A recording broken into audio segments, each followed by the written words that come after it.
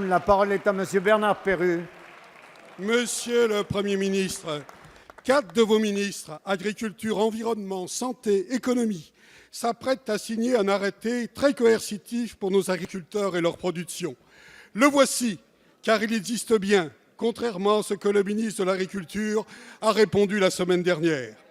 S'il faut bien sûr des règles d'utilisation des produits phytosanitaires, votre volonté d'élargir le périmètre des zones de non-traitement n'est pas sans conséquences graves, oui, très graves, pour nos cultures et nos territoires ruraux.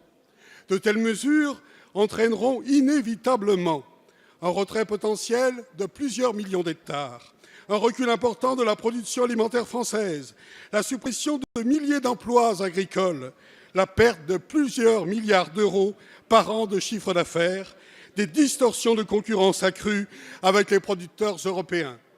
Si toutes les productions sont concernées, la situation est préoccupante, très préoccupante pour nos vignobles, car la délimitation de zones interdites de traitement autour des lieux de vie conduira à un arrachage des plantations, à proximité des habitations, car sans traitement contre les maladies, elles ne pourront survivre.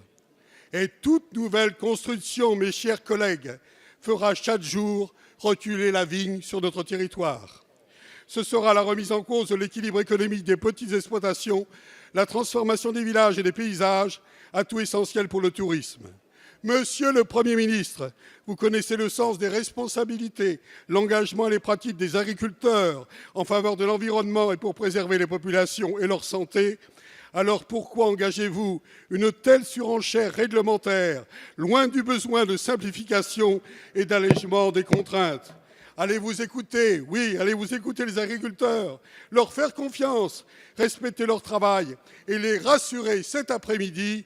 Nous devons nous battre pour produire en France, Merci. Consommer français. La parole est à Monsieur Jean-Marie Le Guen, secrétaire d'État chargé des relations avec le Parlement. Merci Monsieur le Président, Mesdames et Messieurs les députés.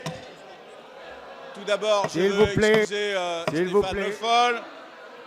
S'il vous plaît.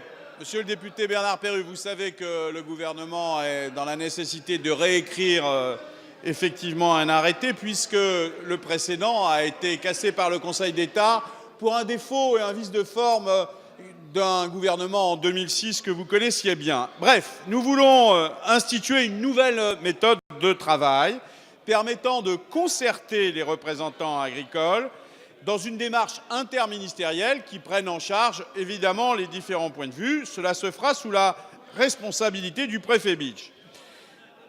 Conformément aux souhaits du Premier ministre, le comité de rénovation des normes en agriculture s'est réuni à plusieurs reprises et dernièrement encore.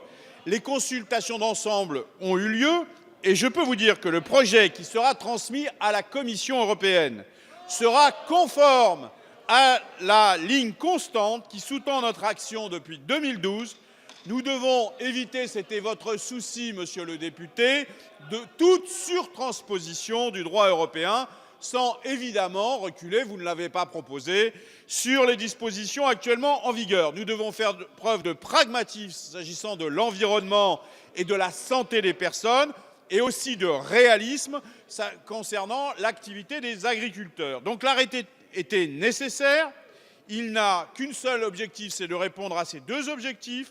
Tous les acteurs doivent être responsabilisés, car vous le savez, sont concernés bien sûr les agriculteurs dans leur production, mais aussi les ouvriers agricoles et l'ensemble des riverains des parcelles agricoles par les conséquences sanitaires que cela peut avoir. Et je connais votre souci de l'équilibre entre ces deux termes, et donc je pense que vous aurez satisfaction.